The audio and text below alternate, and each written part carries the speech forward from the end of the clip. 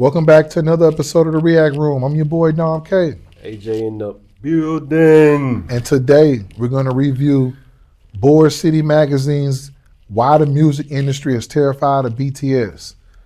We don't know why they're terrified. I can think of a couple reasons really quickly. One, they're too talented. There's too many of them that do too many things. It's hard to control it. They're just too talented. They're not one-trick ponies. Exactly. It messes up what they got going on the other side. Yeah. But it's a 26-minute video. We're going to probably give you 3 inputs, one in 6 minutes, 12 minutes, 18 minutes, and we're going to let it rock through and give you our closing thoughts up until that point. So we're not going to waste too much time. We're going to just pretty much get into it again right now. So again, thank you for all the likes, share, subscribe, comments, and make sure you do that this video. Why the music industry is terrified of BTS. Let's find out.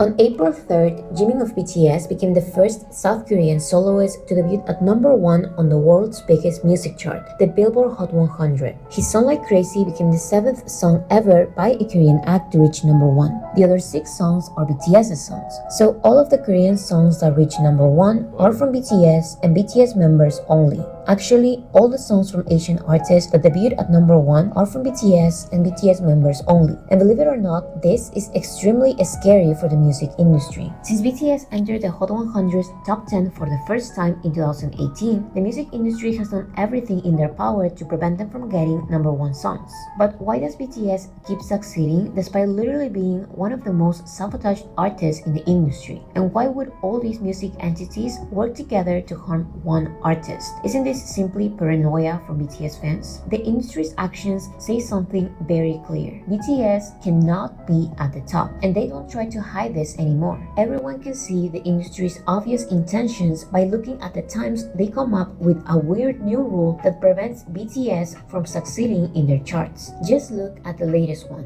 Jimin's song Like Crazy got a #1 in its first week, and it was predicted to stay in the top 10 for its second week. Jimin was achieving the same debut numbers of Olivia Rodrigo, but without the industry support. And this obviously was not the industry's plan. So Billboard decided to change one specific rule that benefits Jimin, so him and only him can fall from the charts, and the rest of it stays exactly the same. It's still unknown what Billboard did exactly to make the best-selling song of the week go from 100,000 sales to 14,000 sales. Maybe Billboard didn't just want Jimin to not be in the top 10, they wanted him to free fall. So why filter 60% of the song's sales so we can fall from the top 10 when you can cut 90% of the song's sales and make him have the biggest fall ever? Maybe they didn't just want to take his accomplishment away. They wanted to send a message. They wanted to show who is really in charge. Not the fans consuming the music, but the industry itself. This is not the first time they've done this. Whenever they want a song to fall on the charts, they apply a new rule that applies to one artist, and then they forget about this rule for the following weeks until once again an artist they don't want to be at the top is at the top. So they apply one specific rule that can help them fall. Allegedly, of course, because the only explanation to delete 90% of a song's sales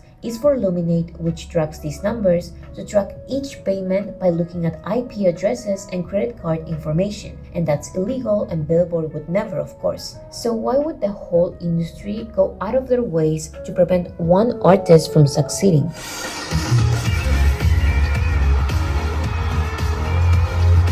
BTS's biggest advantage and disadvantage is that they are successful without the industry's support, and the industry has built an environment where you can only win if you accept to play the industry's game. In other words, the industry chooses its winners from the very beginning and sabotages other players who find alternative ways to defeat others at their own game. I would say that the biggest artists who do this are BTS, and it's because of ARMY's power. BTS is not simply a one-hit artist, they are at the core of pop culture. And they did this without industry support. Not the K-pop industry support, not the Western industry support. BTS were able to get to the top of the music industry without the music industry making a profit out of them. That's why BTS are a problem. That's what the industry cannot stand. Just compare Psy's situation with BTS's situation. When Gangnam Style by Psy became globally popular, the music industry was not afraid of a Korean singer becoming popular in the West because everyone assumed it was a one-time thing. But when BTS became globally popular, the story was different. The Western industry was first okay with them being a one-hit artist. They were fine with BTS being the weird phenomenon that people will grow out of after some time. But when they didn't disappear and they actually started defeating Western artists, the music industry got worried. When I first heard something Korean had exploded in America, I got worried. The entertainment industry is usually happy to celebrate international and independent artists and scream diversity as long as one, it's a one-time thing, or two, artists obey the industry's rules and give the industry some profit. The Oscars were fine celebrating Bong Joon-ho's movie because even though they don't profit from the movie's success, at least Bong Joon-ho is not an artist releasing multiple successful projects a year. Parasite was a one-time thing that indirectly could help his other movies from American production companies. The Emmys were happy giving Squid Games multiple awards because at least the show was being produced by Netflix and the actors were happy to accept offers from the Western industry. In other words, the Western industry got benefits from the success of a foreign series, so it was fine to celebrate them. Everything Everywhere All at Once was highly celebrated by the industry, but at the end of the day, it's an American movie by American directors, American writers, and American production companies. In the end,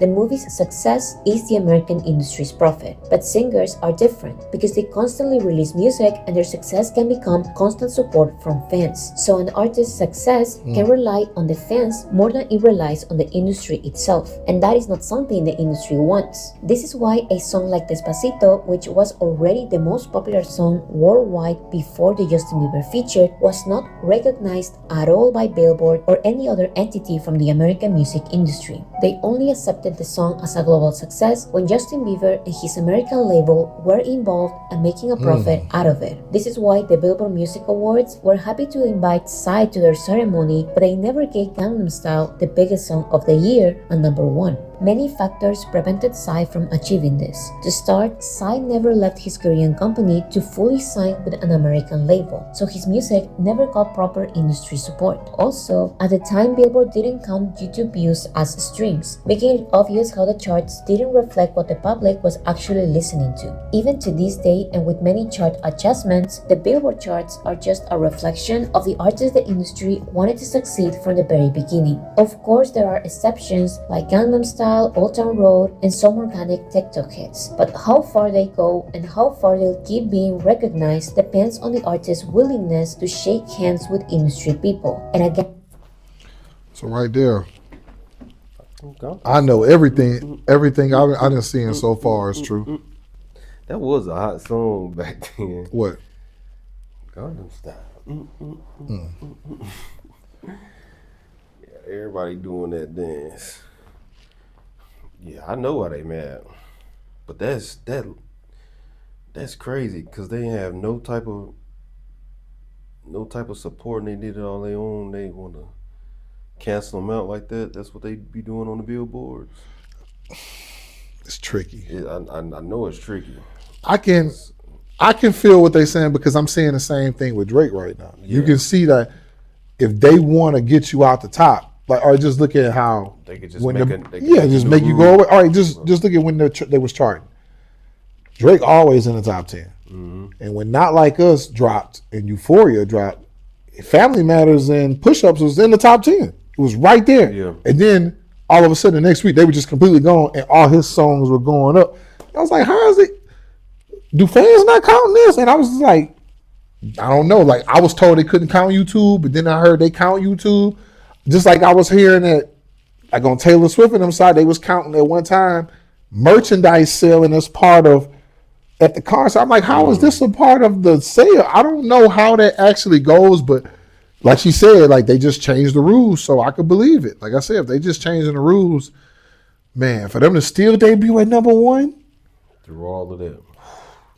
they don't care if you're a foreign artist, as long as they get to make a profit out of you. But if you don't comply with them, you will get your moment of fame and then be completely shut down from the music industry. Here's how they do it. Every time I work, every time I run, every time I move. The industry endorses its own artists on streaming platforms like Spotify by applying multiple subtle methods. One way is by putting the artist's desire to succeed at the best spots of curated playlists. The biggest one is the Today's Top Hits playlist, which doesn't actually show today's top hits. That it's the ugly, colorless Top 50 playlist. Today's Top Hits is what Spotify wants to be the top hits. Millions of streams from the general public come from this playlist, so being a part of it, it's a vital part of a song's promotion. Spotify says that they decide which artists get to be at the top of the playlist or at the cover based on their intuition and expertise in music trends. But many find these arbitrary decisions suspicious, since Spotify loves giving this special treatment to certain artists from certain labels. To think that artists from certain powerful labels are paying their way to the cover of this playlist may not be a crazy thing to think.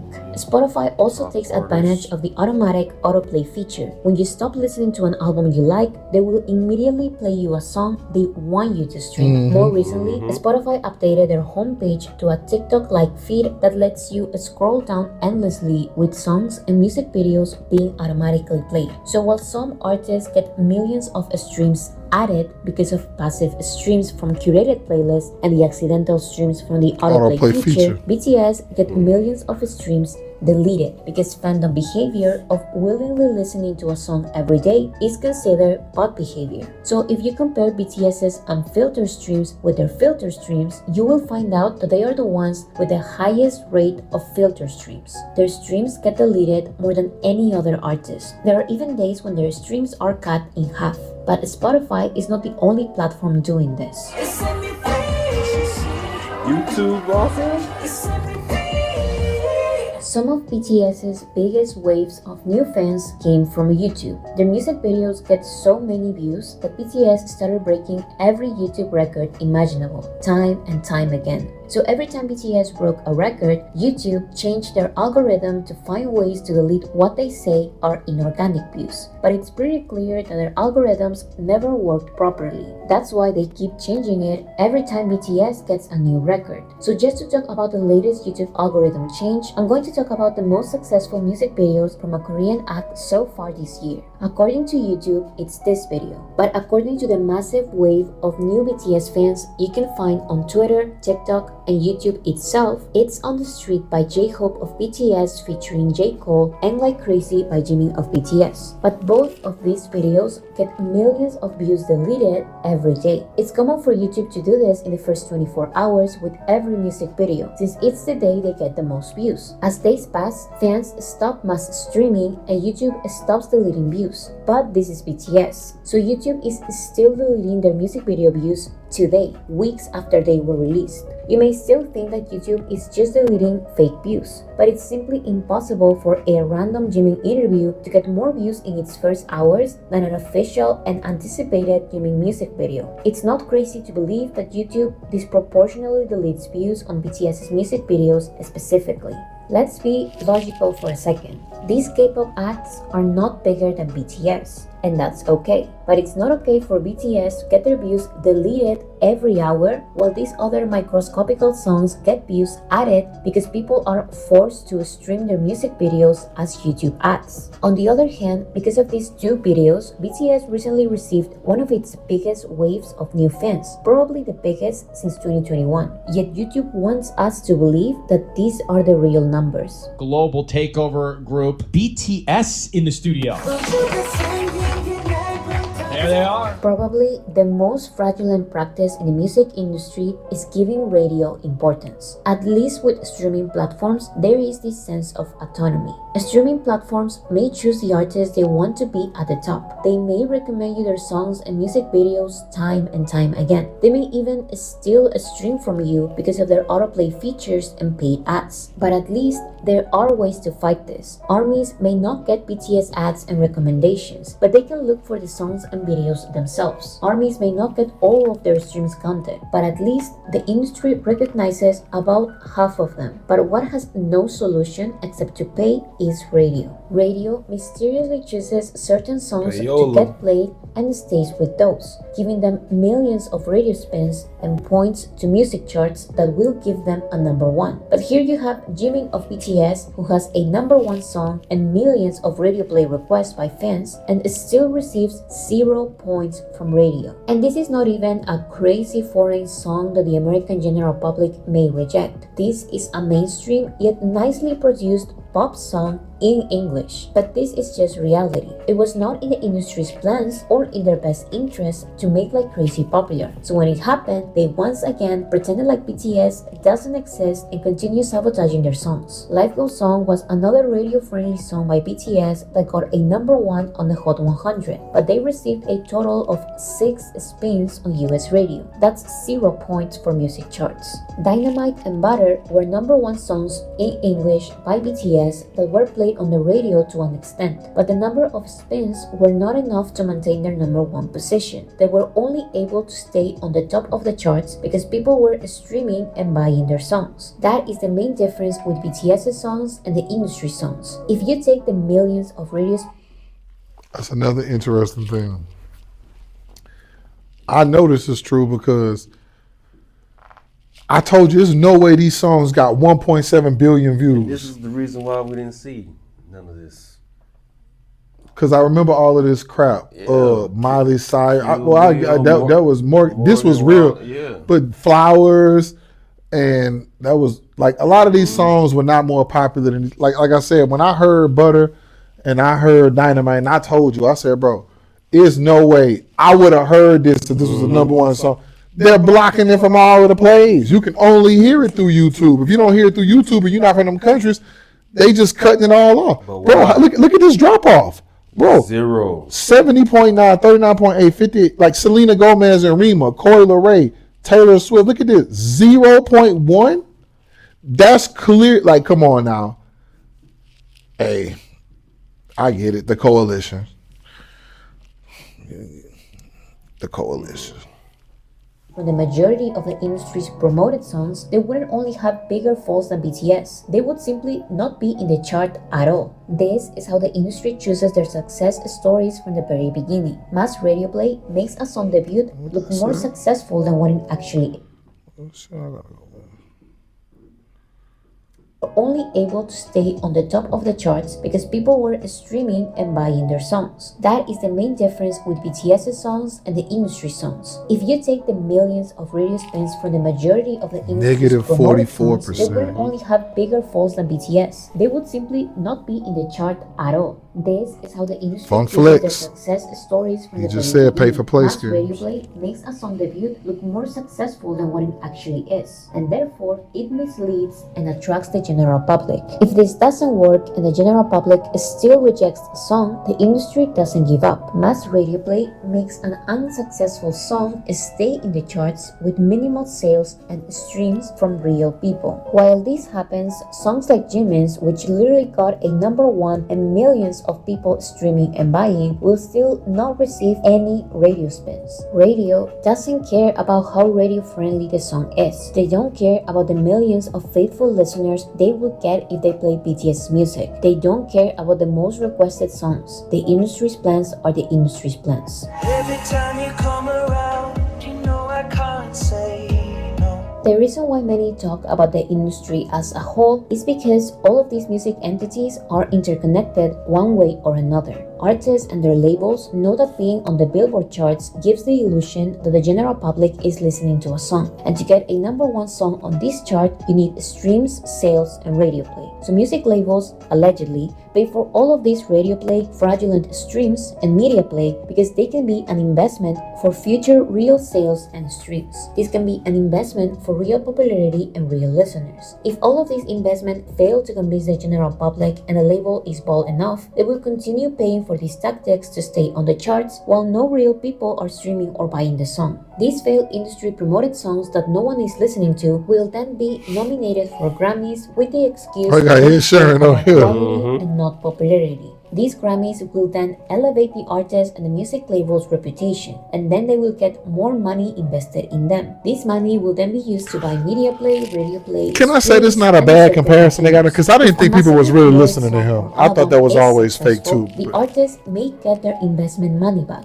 as well as the obvious Grammys. This will give the artist the most important factor to make money: reputation. Allegedly, music labels pay way more money to streaming platforms for promotion than they receive from streams. The money paid for radio spins can go from thousands of dollars to multi-million-dollar settlements. And getting this investment back as sales is not as common because buying music is not a popular enough practice amongst the general public. Musicians rarely make profit from their music. They earn money from advances, merchandise, royalties, licensing fees, and concerts. That's why that number one is so important. That's why many would rather not make any profits now and get a Grammy later. It's like being influencers. Their actual content may not make a lot of profit, but the reputation and popularity of their name can get them fashion deals, commercials, and a time slot in a music festival. These are only examples, of course. There are many variables and outcomes. Sometimes artists invest in radio play and end up making a lot more money from sales or concerts. Sometimes an artist has a good relationship with the industry for years, and then they stop shaking hands with industry people and they receive 0 Grammy nominations for an extremely popular, critically acclaimed album. When it comes to BTS, the Western industry's main interest is ratings and social media engagement, because that is direct money for the Western industry. BTS's 5 Grammy nominations are historic for a number of reasons, but their lack of wins show the obvious message the Grammys are trying to send them. You can't be invited, so we have the ratings, but you are not our friends, so you won't win. In the end, the industry has the first and last say, and this doesn't only happen in the Western music industry. You won't believe how much the South Korean music industry tries to sabotage the only artists capable of bringing billions of dollars to their economy. Again, this is because BTS are not part of their elite. The 3 major music labels in South Korea control the entertainment industry. They have enough power to blacklist artists from independent labels like BTS and make the media downplay their achievements. There isn't a common practice of deleting sales like in American music charts, but what they would do is freeze the charts and then apologize for a technical error, so if millions of BTS sales are not counted once again. This is how the different music entities inside each music industry are interconnected. They need one another to function. Sometimes they are one and the same. If you thought Billboard and Rolling Stone were at some point competing for who has the best charts, think about how they are both owned by Banks Media Corporation, which also owns Variety, Deadline, The Hollywood Reporter, and an interest in music business worldwide. So if BTS is still the biggest group in the world, but they don't have a good relationship with the music industry, here you will have Guess Who, Billboard, Rolling Stone, Variety, and The Hollywood Reporter making a profit out of BTS by selling exclusive photo shoots while at the same time writing negative articles undermining their success. This person said something interesting. Billboard is nothing but an ad-selling business, the literal definition of a billboard. So why are you surprised the artists Billboard promoted since day one end up succeeding in the Billboard charts?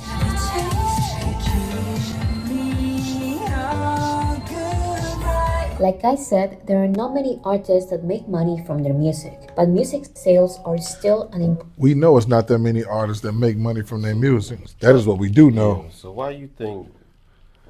What's the purpose of them blocking them though? Because it's sending a message. You're gonna come in and you're not gonna be bigger than this system. What you mean? They don't want the newcomers to blow up. Of course not. It's no different than basketball. It's no different than life. We got a system going. We got 3 major labels and we got a little subsidiaries under it that we let them do their thing. In the US, we got 3 or 4 major labels. We got a little subsidiaries under doing their thing. Everybody got to come through us. And if you do be independent, you can make some noise and then you come to us and we give you a little bit more of your profits and your masters, but you're still under us. But if you're not under us and you just doing everything your own, then everybody else will do that. Now we out of business. And that's like a slap in the face. I invite you to the Grammys. I nominate you 5 times. And you won't give me at least one of them? Because, again, I'm not going to tell you that you're not going to win. I'm still playing the system? Yeah, I got to play the system. Because if you come here and win, then everybody else going to think you can go to the Grammys without doing what we do. It's the coalition. I've been telling y'all about this forever. It's the coalition, and they're explaining it. We got about 5 minutes left. We're going to make it all the way through. But you see, the coalition is live. Crazy. It's alive and well. Factor to get a #1 song or album, so they will digitally sell their songs for cents and their albums for only a couple of dollars. This makes a lot of points for charts, but not so much money for the artist. They will also do the classic bundle album sales by selling concert tickets and different kinds of merch like t-shirts, socks, underwear, cups, lollipops, energy drinks, and even condoms, along with a copy of their album. Charts will then count these merch sales as album sales. However, Told you. BTS's main strategy to get their #1 albums and songs is to focus on music sales, real sales. BTS has never bundled their albums with any kind of merchandise or 500,000. concert tickets. Their biggest sin, which the industry loves to point out, is the fact that they release a maximum of 4 versions of an album. But these were only special occasions. The norm for BTS is to release 2 versions of an album, something completely harmless if you compare it to the insane sales tactics by other music labels. Fans being encouraged to buy 2 or 4 versions of the same album because they come with a unique photo card is nothing compared to K-pop singers releasing 7 or 13 versions of the same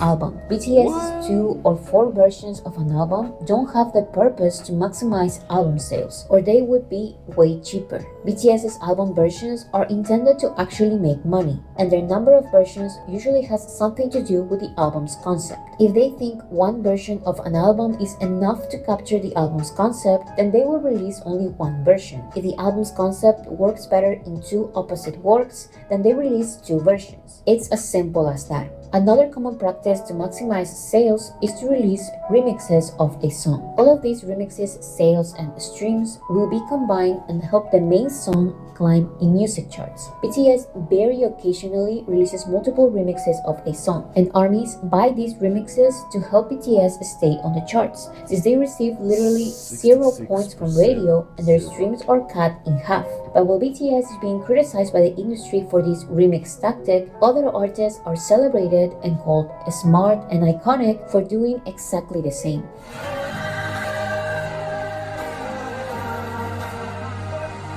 The industry and multiple fandoms think they are doing something by accusing ARMYs of mass buying BTS albums and songs, without realizing that by doing so, they are admitting that the quote-unquote organic hits from the charts are there with industry support and not fandom support. The industry and multiple fandoms criticize and laugh at BTS for not having radio points, when they have no control over that. They will have to pay for that just like every other artist is doing. The industry and multiple fandoms criticize and laugh at ARMYs for mass buying when all they're doing is balance the unfair treatment by the industry.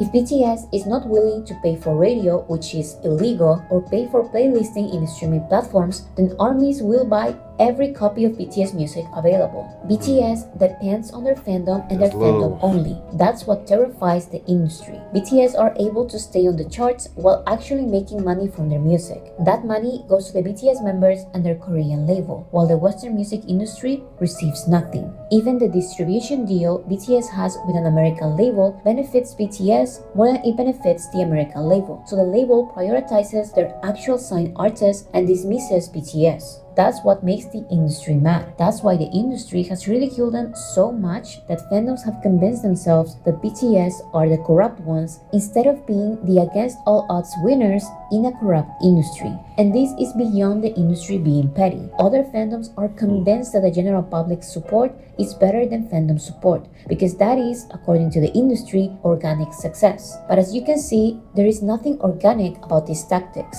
There is nothing organic about an industry choosing its own success stories and sabotaging the ones overcoming their unfair obstacles. What is organic is having a fan base of real people actually buying and streaming the music. You can see these millions of real people in sold-out stadium tours, something that the majority of the #1 artists and quote-unquote million sellers cannot accomplish. The general public may be tricked into streaming a song. They may follow a music trend on TikTok, but they are not always willing to buy expensive concert tickets. The general public moves on and forgets, but an army of fans is able to make an album or song successful without the artist paying for industry support. Real organic success is when an artist transforms the general public into fans, and that's what BTS does with every release. The fandom's numbers only go up. This is clearly reflected in the percentage of fans who consider themselves only ARMY. The majority of BTS fans are not K-pop fans. The majority of BTS fans are part of the general public. And it is easily understandable when you look at the fandom's waves of new fans and realize that they have nothing to do with K-pop and everything to do with BTS's performance. So why would an artist prefer the momentary, passive support from the general public when they could have the constant, active support from a fandom? Why would artists prefer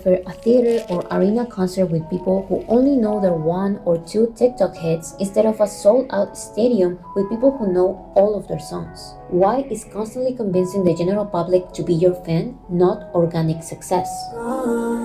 I know I had to know. Conclusion.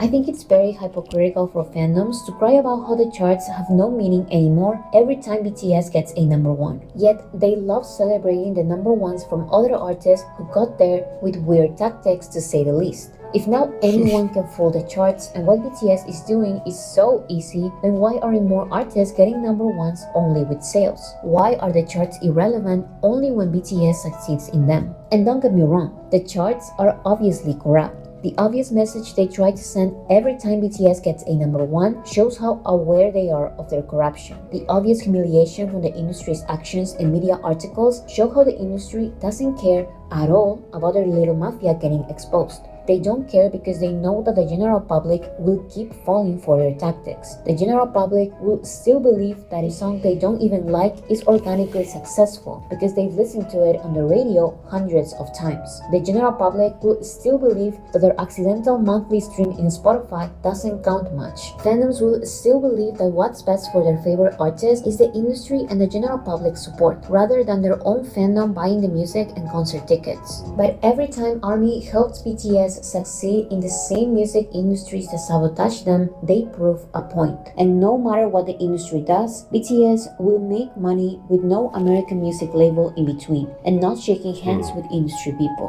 No matter what the industry does, BTS will continue having the fandom support others fail to conquer.